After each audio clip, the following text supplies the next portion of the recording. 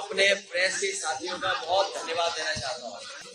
Samajwadi party के राज्यसभा में सांसद, पूर्व में रहे केंद्रीय मंत्री, कई बार के सांसद, उनके निवास पर हम आप सबको मिल रहे हैं।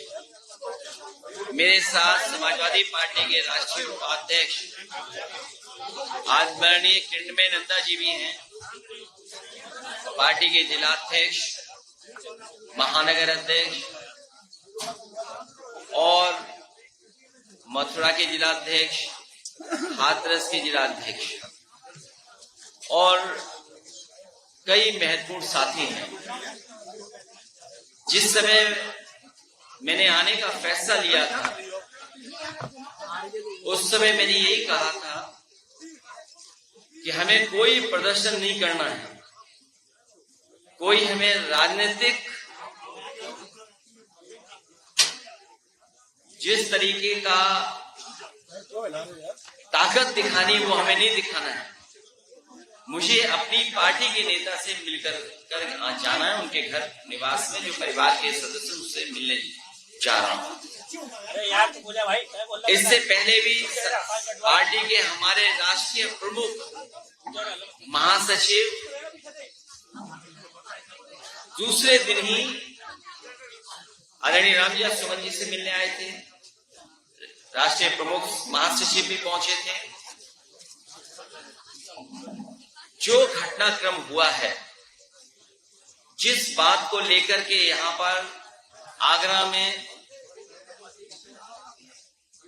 तलवारें लहराई गई,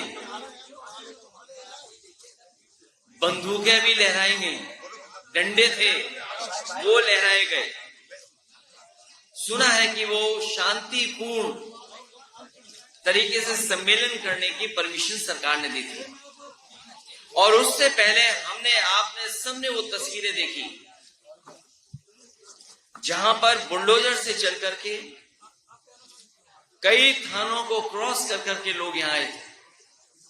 तोड़फोड़ से लेकर के हमला किया है। यहाँ पर उनका इरादा क्या था? उनका इरादा ये भी रहा होगा कि जान ले लें, क्योंकि जिस तरह के कथन, जिस तरह के वीडियो आ रहे हैं सामने, उसमें जो बोला जा रहा है, लोकतंत्र में, आजाद देश में इस तरह की भाषा और व्यवहार किसी के साथ नहीं हुआ होगा जिस तरह का आपने व्यवहार और भाषा को देखा है।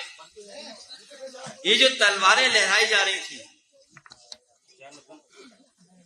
ये भोले सीधे साधे लोगों का फायदा उठा रहा था कोई।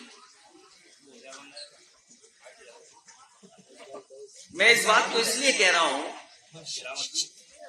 जिसने मुझे मारने का कहा कि मैं गोली मार दूंगा, वो बहुत ही गरीब, भोला भाला, सीधा इंसान है। इसी तरह बहुत सारे भोले भाले लोग आए थे, उन्हें कठपुतली की तरह इस्तेमाल किया जा रहा था। उन्हें यह भी नहीं पता था कि उनके कठपुतली बनाने में किनकी उंगलियों में धागा है। लखनऊ वालों के हाथ में धागा था कि दिल्ली वालों के हाथ में धागा था। ये जो कुछ हम लोगों ने देखा, ये लखनऊ और दिल्ली का जो झगड़ा है बड़ा वाला, उसकी वजह से ये ताकत दिखाने का प्रदर्शन हुआ था। आगरा सामाजिक न्याय के राज के स्थापित करने का जो संकल्प हम लोग उठा रहे हैं, उसी से रास्ता खुलेगा। क्योंकि बाबा साहब भीमराव अंबेडकर जी का दिया हुआ संविधान, ये हमारे लिए ढाल है। और कई मौकों पर कहा कि संविधान ढाल के साथ साथ संविधान हमारा संजीवनी है। और अभी तक तो बाबा साहब भीमराव अंबेडकर जी का संविधान हमारे सम्मान को, हमारे हक को, हमारे अधिकार को बचाते आया है। वही हमारा ढाल बनकर निकला है। इसलिए मैं कहना चाहता हूं, सामाजिक न्याय का राज स्थापित करने का जो संकल्प हम सब लोगों ने उठाया है, उसके लिए हम आज से आगरा को सामाजिक न्याय की प्रतीकात्मक राजधानी के रूप में स्वीकार करने की घोषणा करते हैं, क्योंकि आगरा जैसी जगह पर ही संकल्प लेना हम समाजवादियों के लिए बड़ी बात होगी। आगरा पीडीए के मान सम्मान के संघर्ष का नया कुरुक्षेत्र बनकर के निकला है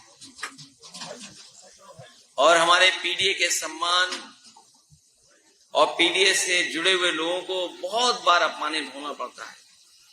समय समय पे हम लोगों ने अपमानित महसूस किया, अपमानित हुए हैं। जो आदरणीय सुमन जी के घर पे हमला हुआ है, ये कोई अचानक वाला नहीं था। आदरणीय सुमन जी के घर पर जो हुआ है हमला, वो बहुत सोच समझ करके हमला हुआ है, बहुत सोच समझ करके तैयारी के साथ हमला किया गया है। ये कोई सुनने में आ रहा है, जो सुनने में आ रहा है, हो सकता है वो बात आप लोगों तक मुझसे पहले पहुंच गई हो। योगी जी की निगरानी में उनके एक सलाहकार और कुछ इंडिपेंडेंट स्वजातीय एमएलए जो राजस्थान के थे, इंडिपेंडेंट एमएलए को लखनऊ के एक बड़े होटल में बुलाया गया था। फिर इस मुद्दे की पटकथा उस सीएम के सलाहकार ने इन स्वजातीय एमएलए के साथ मिलकर लिखी कि राजस्थान और यूपी के कुछ अराजक तत्व और योगी सेना को फंडिंग की ताकि ये माहौल बनाया जाए जिससे दो फायदे हों।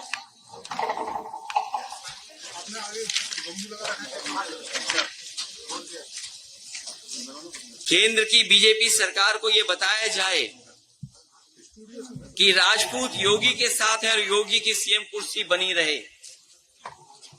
यूपी में पीडीए और आगरा में मुख्यतः जाटा, मुस्लिम, निषाद और कुशवाहा समाज में एक डर पैदा किया जाए और खासकर पीडीए समाज में एक डर पैदा किया जाए जिससे ये अपने हक की आवाज उठाना बंद कर दें। इन सब के पीछे सरकार का सपोर्ट और फंडिंग थी।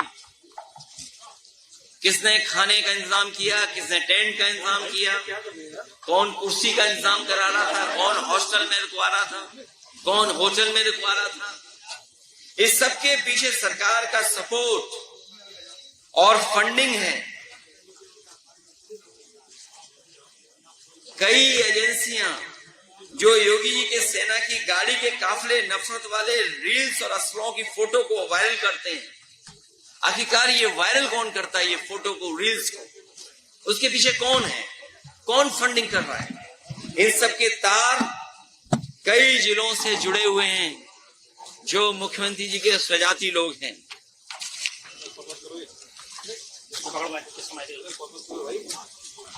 और मैं इसलिए कहता हूं कि सरकार पिछड़े दलितों और अल्पसंख्यकों को डराना चाहती है।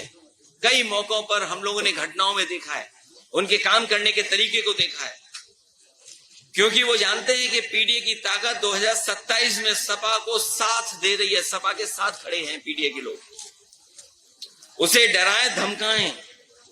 और वो डराना धमकाना हम लोगों ने देखा था।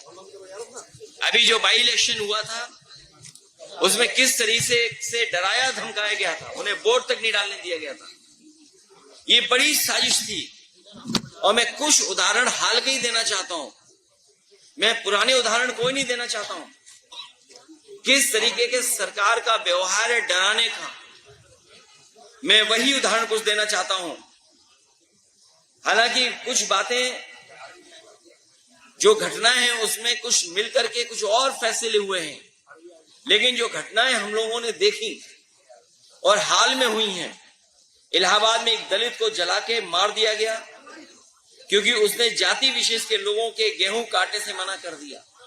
क्या आज के आजाद भारत में जहां बाबा साहब भीमराव अम्बेडकर जी का संविधान हो, वहां पर ऐसी घटनाएं होंगी कि अगर गेहूं के काटने के लिए मना कर दें तो उसकी जान ले लेंगे जला करके? कल आगरा में अभी कुछ दिन पहले और कई दिनों पहले कई वर्षों पहले भी घटनाएं हुई हैं, उन घटनाओं का मैं जिक्र नहीं करना चाहता हूं, कस्टोडियल डेथ की मैं जिक्र नहीं करना चाहता हूं। लेकिन कुछ दिन पहले आगरा में बारातियों और दूल्हे को घोड़ी से उतार के मारा क्योंकि वो बाबा साहेब अम्बेडकर जी का गाना बजा रहे थे।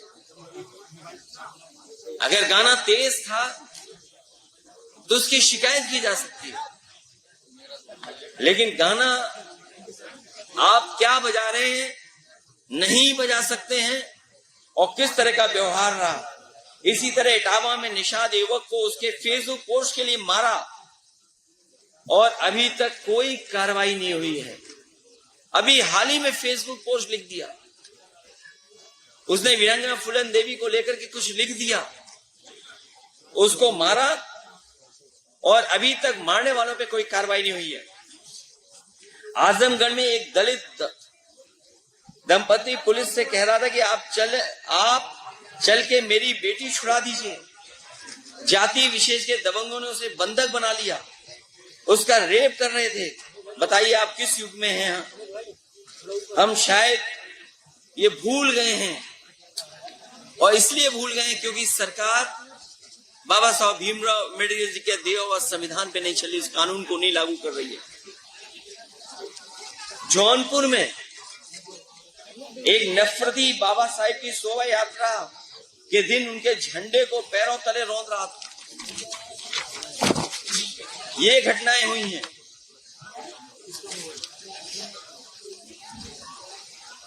ये सब इसलिए हो रहा है क्योंकि आज सामंतवादी और प्रभुत्ववादी,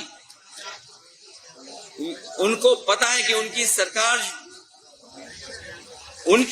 है, और अगर इस तरह का काम करेंगे तो उन पे कोई कार्रवाई नहीं होगी।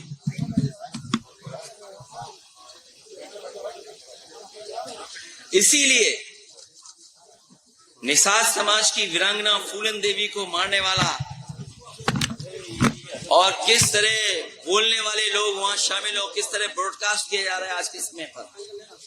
आज जब मैं अपनी पार्टी के दलित सांसद राजी सुमन जी के साथ खड़ा हूं तो याद होगा मुझे गोली मारने की धमकी मिल रही है, जैसे फूलन देवी जी को मारा वैसे तुम्हें मारेंगे। आखिरकार कौन है इनके पीछे? और अगर ये धमकी दी गई है, अगर वो पोस्ट वायरल हो रही है, सोशल मीडिया पे चल रही है, वैसे तो सरकार को खुद संज्ञान लेना चाहिए। क्या करूं? लेकिन अगर हमारी पार्टी के लोग शिकायत भी करने जा रहे हैं तो उस पर एफआईआर दर्ज नहीं हो रही है। बीजेपी के लोग कुछ भी लिख सकते हैं, उन पे एफआईआर नहीं होगी, कड़ी कार्रवाई नहीं होगी। और अगर एफआईआर हो भी जाएगी तो कार्रवाई नहीं होगी। करीबन 25-30 एफआईआर तो हम लिखा चुके हैं। इस सरकार में जाति कैसे काम कर रही है उसे देखिए। सम्राट अशोक, जिन्हें कुशवाहा मौर्य समाज अपना भगवान मानता है, उनकी जयंती पर सौहार्दपूर्ण आयोजन, एक व्यक्ति ने तलवार से केक काट दिया, उस पर कार्रवाई हो गई, पर पुलिस ड्रोन की निगरानी में तलवार लहराती योगी सेना के लोगों को पूरे सम्मान के साथ कोई कार्रवाई नहीं हुई दोस्तों। अगर कहीं कोई कार्रवाई हुई हो तो बताइए आप। और याद कीजिए क्या कहा जाता था जब पुरानी सरकार हुआ करती थी। एक बहुत प्रतिष्ठित चैनल की मैं न्यूज के आधार पे ये बात कह रहा हूं कि Yadav take over of UP police, मतलब यूपी की पुलिस में बस यादव हैं। ये एक प्रतिष्ठित न्यूज चैनल,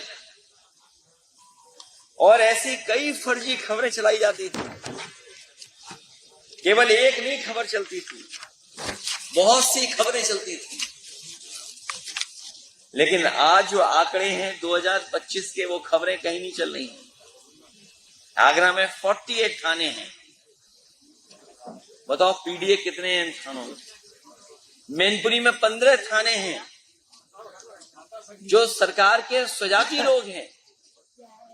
मैनपुरी में 15 थाने, 15 में 10 में हैं वो लोग। महोबा में 11 थाने हैं। 6 में सिंह साहब लोग, पीडीए के केवल 3 हैं, चित्रकूट में 10 थाने हैं, ज्यादातर में सिंह साहब लोग बैठे हैं। यूपी एसटीएफ के बारे में हम लोगों ने कई बार सवाल खड़े किए। 21 अधिकारी हैं, 11 सिंह साहब हैं, 3 केवल पीडीए हैं। और ग्राफ भी लाया हूं मैं, अगर आप चाहें तो ग्राफ भी मैं दे सकता हूं, दिखा सकता हूं आपको।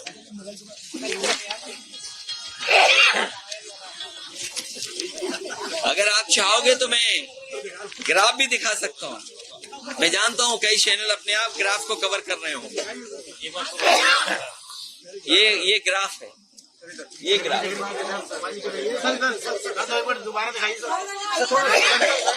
ये है।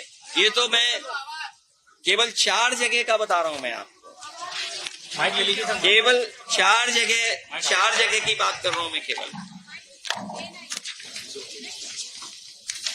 एसटीएफ का देख लीजिए आप,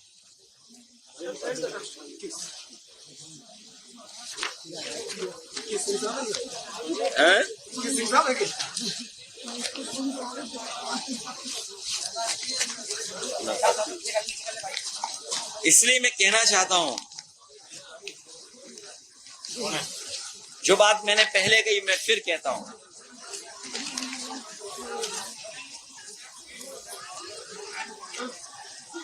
जो तथाकथित शक्ति प्रदर्शन आगरा में हुआ था, वो दिल्ली वाले लखनऊ वालों के बीच के सत्ता संघर्ष से उपजा था। मनमानी की मनसबदारी का दौर अब नहीं चलेगा, क्योंकि अब बाबा साहब भीमराव अंबेडकर जी का संविधान है। संविधान ही सर्वोपरि ही रहेगा, पहले भी था और आगे भी रहेगा। आगरा वासियों को आगे आकर के हिंसात्मक राजनीति का विरोध करना चाहिए। हम लोग तो विरोध कर ही रहे हैं, लेकिन आपके माध्यम से मैं आगरा वासियों से भी अपील करूंगा कि इस हिंसात्मक राजनीति का विरोध करना चाहिए, क्योंकि अगर आगरा का अमन चैन बिगड़ा और दुनिया भर में इसकी चर्चा हुई तो अंतर्राष्ट्रीय स्तर पर आगरा की छवि खराब होगी और पर्यटक यहां आने से कतराएंगे, जिसका सीधा असर आगरा के लोगों के काम कारोबार पर पड़ेगा और स्थानीय अर्थव्यवस्था बुरी तरह प्रभावित रहेगी। जिन लोगों ने केवल नफरत की राजनीति के लिए मुगल म्यूजियम का नाम बदल दिया, छत्रपति शिवाजी महाराज जी के नाम पर किया, अगर उनके नाम पर किया, किसी ने विरोध नहीं किया, हम लोगों ने भी विरोध नहीं किया। वो दुनिया का सबसे बड़ा आर्किटेक्ट, उसके माध्यम से वो बन रहा था, लेकिन क्योंकि समाजवादी लोग बना रहे थे इसलिए वो म्यूजियम आगे भी नहीं बढ़ा, वैसा का वैसे दिखाई दे रहा है। उस म्यूजियम को बढ़ाया भी नहीं इन्होंने। जिस शहर को स्मार्ट सिटी बनाना था, वो शहर जाम में फंस गया, उलझ गया जाम में। जिस नदी के बारे में कहा कि हम यमुना साफ कर देंगे, यमुना नदी साफ हो जाएगी, मां गंगा को साफ करेंगे, आपके सामने है यमुना नदी को कितना साफ किया, मां गंगा को कितना साफ किया है। ये जो मेट्रो का विकास भी दिख रहा है, ये समाजवादियों की देन है। इसी तरह बड़े पैमाने पे इन्वेस्टमेंट आए। यूपीएसआईडीसी से एक बहुत बड़े देश के एक उद्योगपतियों को लाने के लिए, एक बड़ा शहर बसाने के लिए संजय खान जी को भी हम लोग लेकर के आए थे, जमीन उपलब्ध करा दी थी। लेकिन सरकार की जो नियत और मंशा है उसके तहत काम कर करके उनका भी काम रोक दिया, आज तक नहीं हो पा रहा है। इसलिए मैं आपसे कहना चाहता हूं कि ये जानबूझ करके पीड़ित परिवार को और खासकर आदरणीय राम जी और सुमन जी को अपमानित करने के लिए काम किया था। समाज में जहर घोल दे इसलिए काम किया गया था। अपनी नाकामियों को छिपा ले इसलिए काम किया गया था। आज के लोकतांत्रिक देश में कोई नंगी तलवारें नहीं घुमा सकता है। नंगी तलवारें और किस तरह का भाषा और व्यवहार का इस्तेमाल हुआ है जो आज भी सोशल मीडिया पे चल रहा है। और तब जब रामजी और सुमन जी ने, जो हमारी पार्टी के वरिष्ठ नेता हैं, उनकी कही हुई बात हाउस के रिकॉर्ड से निकाल दी गई। अगर रिकॉर्ड से जो बात निकाली गई वो किस तरीके से सर्कुलेट की गई सोशल मीडिया पे, ये जिम्मेदारी विपक्ष के लोगों की नहीं है। अब भविष्य में भी अगर कोई बात सदन में कही जाए, और सदन कम से कम वो प्लेटफॉर्म है जहां अपनी बात रखी जा सकती है, जहां एक पक्ष कहा जा सकता है, दूसरा पक्ष भी कहता है। और इतिहास में कई ऐसे उदाहरण हैं जहां सदन में न जाने कितनी बातें कही गई हैं, लेकिन सरकार की जिम्मेदारी बनती थी उसको नहीं फैलाएं। लेकिन सरकार जानबूझ करके भोले भाले लोगों को कठपुतली बना करके उनसे राजनीतिक लाभ लेना चाहती थी। उसमें कामयाब नहीं होंगे। पीडीए परिवार जागरूक हो गया है और आगरा में हम लोग संकल्प लेते हैं कि न्याय का राज के साथ साथ सामाजिक न्याय के राज की स्थापना के लिए हम पीडीए परिवार के लोग एकजुट होकर के लगातार काम करते रहेंगे। मुझे याद है इस सरकार की नीयत, जिस समय 17 में सरकार बनी थी, उस समय जो आरक्षण व्यवस्था लागू थी वो आरक्षण व्यवस्था अलग तरह से लागू थी। सुप्रीम कोर्ट के निर्देश और फैसले के बाद आरक्षण व्यवस्था और तरीके से लागू की गई थी। मुझे याद है कि जो मेरिट से भर्ती हुए थे नौजवान, उनका रिजल्ट कोर्ट में उलझा हुआ था। कोर्ट से जब फैसला आया और रास्ता साफ हुआ तो रिजल्ट डिक्लेयर हो गया, क्योंकि रिजल्ट पुरानी आरक्षण व्यवस्था के तहत हुआ था। इसलिए बड़े पैमाने पर पिछड़े दलित बच्चे जनरल में नौकरी पा गए थे।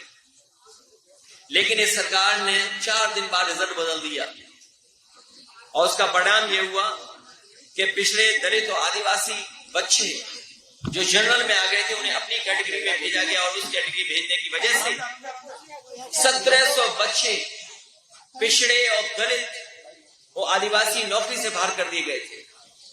मैंने अपने सामने एक कुशवा नौजवान को आगरा था, रोते हुए उसकी बात को सुना था और रोते हुए कह रहा था कि मैं भर्ती हो गया था लेकिन मुझे भर्ती से निकाल दिया गया, आरक्षण मुझे मिल गया था लेकिन मुझे आरक्षण से बाहर कर दिया गया।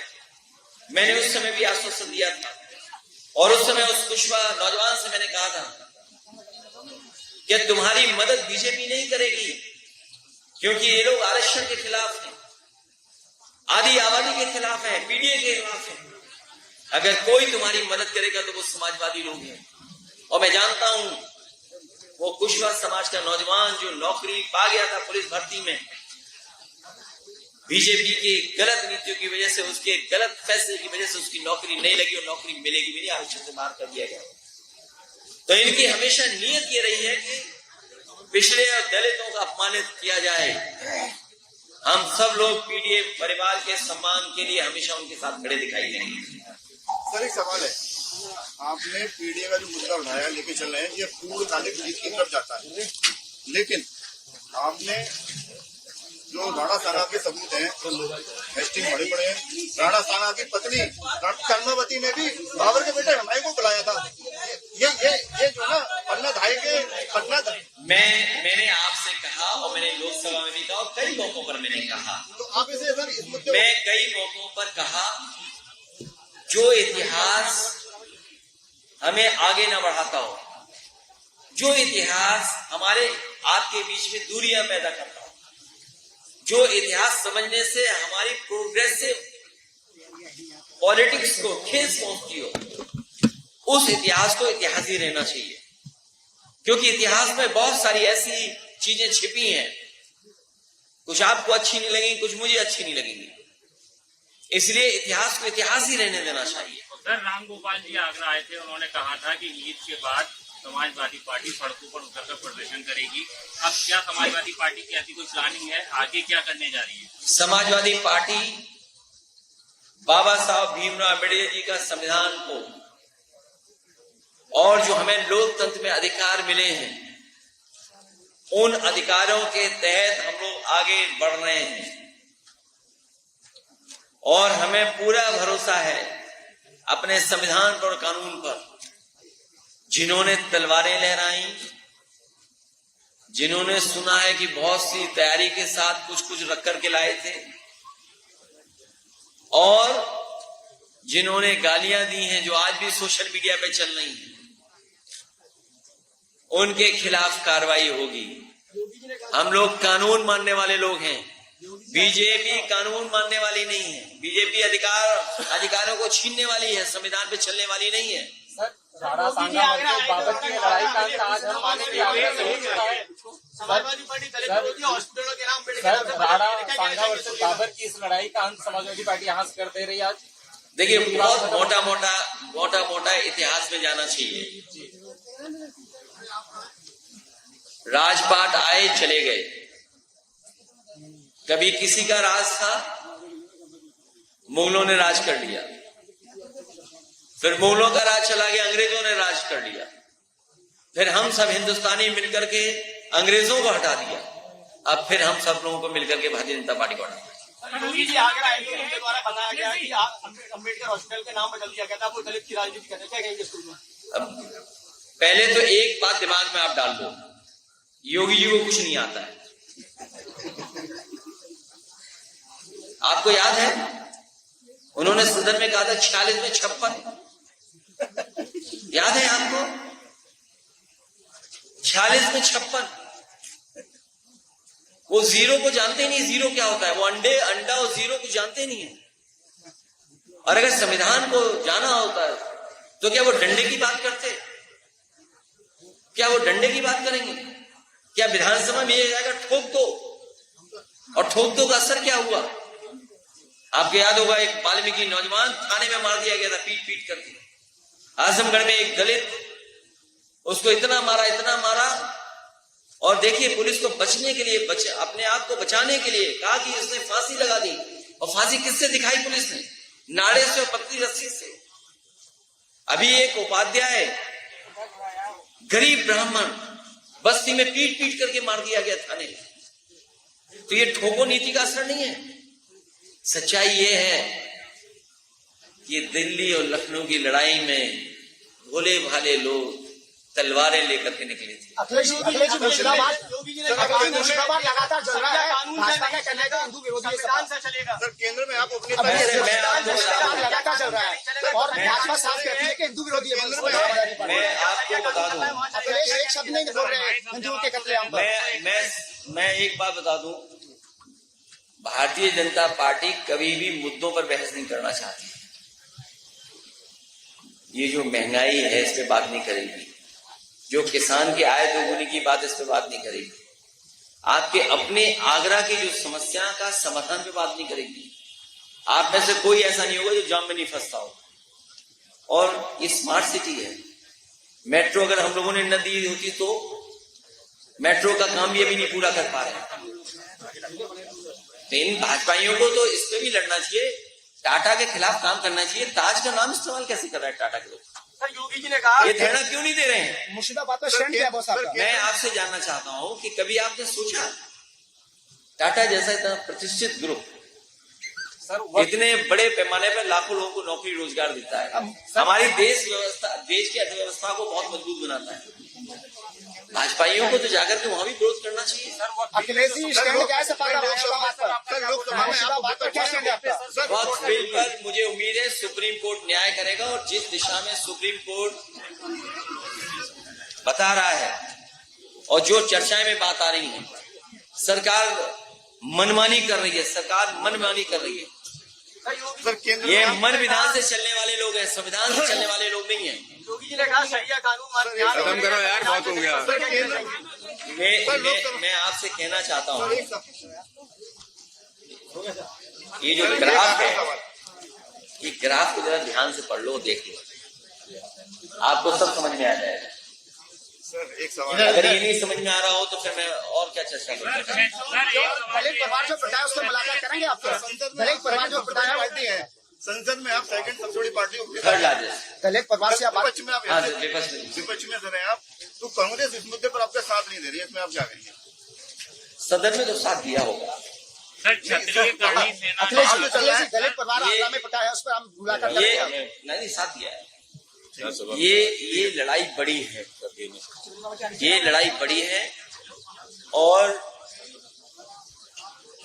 इस पे पूरा साथ मिला है इंडिया गठबंधन का। सर क्षत्रिय करनी सभी दलों का साथ मिला है। दलित परिवार से मिलेंगे जो प्रताया है अखिलेश जी। देखिए मुख्यमंत्री जी सोचिए, हम अपने तरीके से सजा देंगे।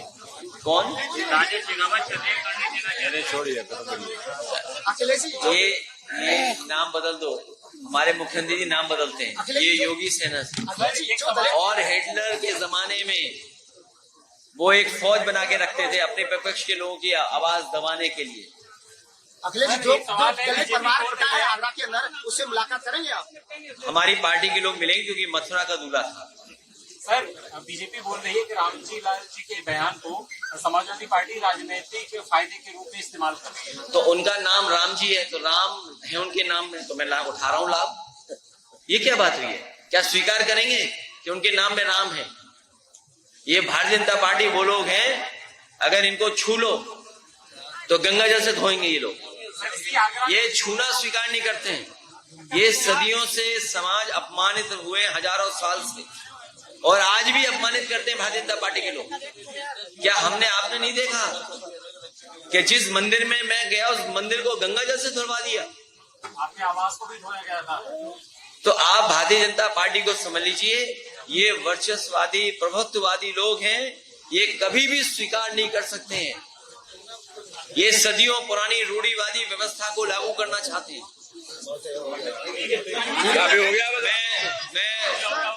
मैं धन्यवाद देना चाहता हूं अपने पत्रकार साथियों को कि इतनी गर्मी और तकलीफ में भी आप लोग रहे और इस समय पर। अगर आप ये वीडियो YouTube पर देख रहे हैं तो हमारे चैनल को सब्सक्राइब करें और बेल आइकन को दबाना ना भूलें। अगर आप Facebook पर ये वीडियो देख रहे हैं तो हमारे पेज को लाइक करें।